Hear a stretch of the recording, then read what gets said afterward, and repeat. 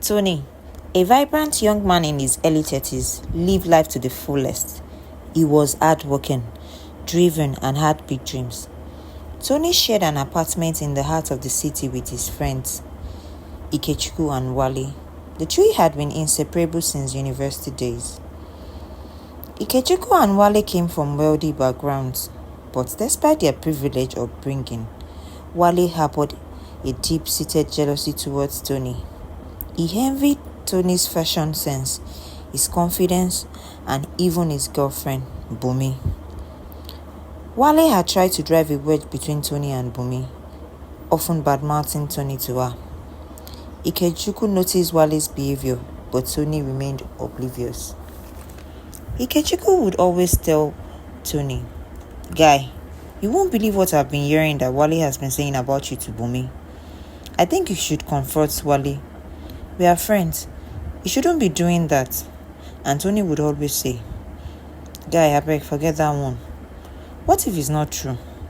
I beg, let's not stress over that." And Ikechukwu would reply, "Okay, no problem." Years passed, and Wale's resentment towards Tony only intensified. When Tony got promoted at work and bought the latest model of Range Rover, Wale's envy reached new heights. And he said, "Oh boy, this model is senior to my own model." Wale said, pretending to be happy for Tony, but Ikechukwu saw right through him. Wale's jealousy consumed him, and he began plotting to destroy Tony's relationship with his girlfriend, Bumi. Luck smiled on him when his office Christmas party provided the perfect opportunity for him. Wale's friend brought Bumi as his plus one, and Wale saw his chance. He reconnected with Bumi, and Wale said, "So no be only my guy be the love of your life, and you refuse to look my own side. Now wow. I wish you can see things the way I see it. You are Yoruba, and I am Yoruba. I can't deceive you. I really love you. We should really give this a chance." And Wale promised her heaven and earth, which was tempting. And after a long conversation, he finally won Bumi over. On the 28th of December, Bumi visited Tony at the apartment, and in the dead of the night, she started complaining of stomach pain, and suddenly, she stopped breathing. Tony screamed for help, and Ikechukwu and Wale rushed to his aid. They took Bumi to the hospital. Wale drove the car, and Bumi was pronounced dead by the doctor at the hospital. Tony was devastated, and the police took him in for questioning. Bumi's parents kept on insisting for justice. Ikechukwu tried to help his friend, using his connections to get Tony out of detention.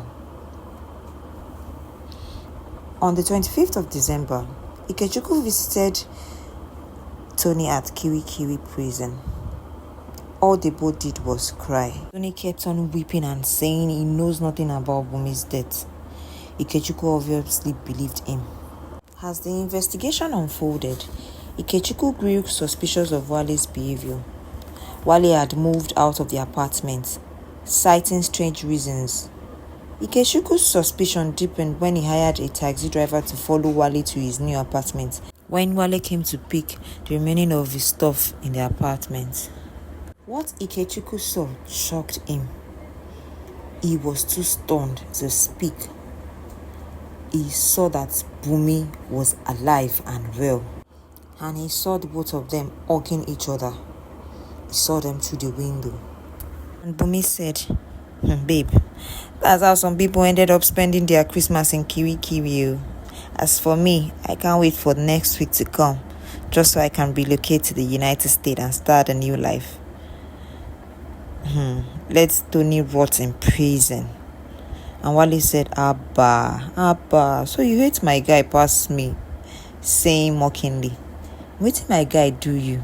And Bumi said, "Let's just say I wanted something better for myself, and it was in my way, so I did what I had to do." And they both laughed. Ikechukwu was too shocked. He didn't know how to act. He didn't know what to do, but thankfully, he made a video recording of the evidence, and he took it to the authorities. After a thorough investigation, The truth came to light. Wale and Bumi had orchestrated the entire plot to frame Tony. The doctor who had pronounced Bumi dead was in on the scheme, and even Bumi's parents had been aware of all the plans, but just playing along. He got carried away with the huge sum of money involved, hoping that they would clear up their bank loan and not end up being homeless after they weren't able to pay back the loan they got from the bank for their business that packed up in less than 6 months because of bad choices and mismanagement of funds. They were so greedy. Eventually, they were severely punished for being an accomplice, and the doctor's license was revoked. Tony was finally exonerated, and Wale and Bumi were arrested and sentenced to prison. A year later, Ikechukwu and Tony both seated in their living room. And Tony said, "I remember last year Christmas, when the officer forced us to wear a Christmas cap and take pictures forcefully."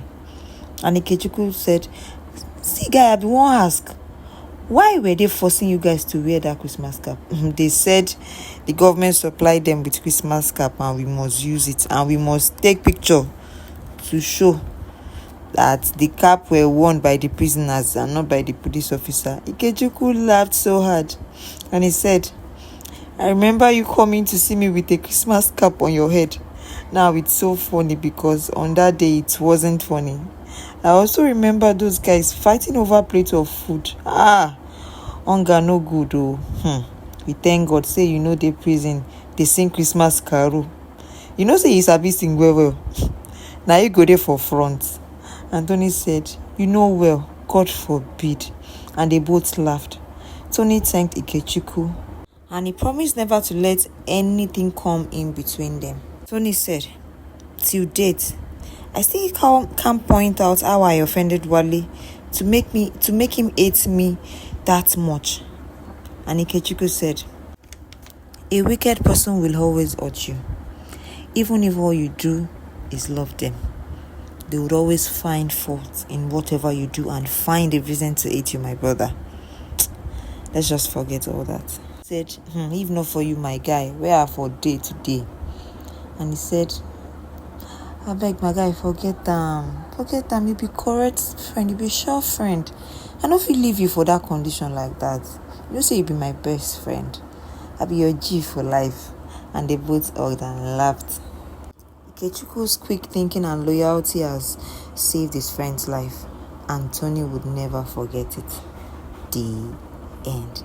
Thank you for watching till this point, guys. Please remember to like and kindly subscribe if you love this video, and I'll see you in the next one.